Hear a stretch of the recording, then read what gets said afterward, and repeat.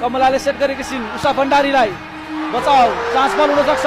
प्रगतिको सेट सलिना बुढाको लागि। उषा भण्डारी अझ पनि बल ब्लक। के हुनेछ के हुने रिप्ले हेर्नेछौ। ओभरल्याप भन्ने कम्प्लेन थियो।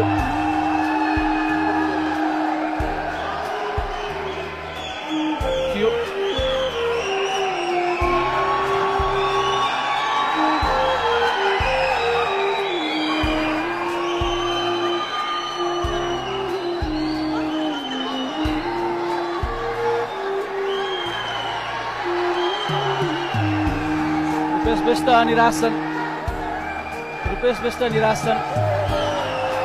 लगातार कम्प्लेन गरिरहेका छन्। सायद नेट टचको क्लेम गरिरहेका छन्। फेरि एकपटक हेर्दैछौँ रिप्ले।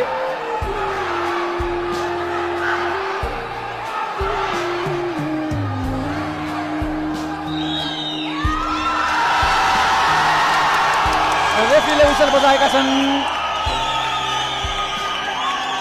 27-25 ले डायमन्ड चौथो सेट जित्न सफल।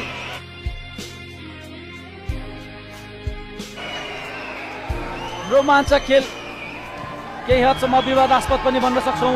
अन्तिम क्षणमा रेफ्रीको निर्णय नै निर्णायक। पुलिस असन्तुष्ट।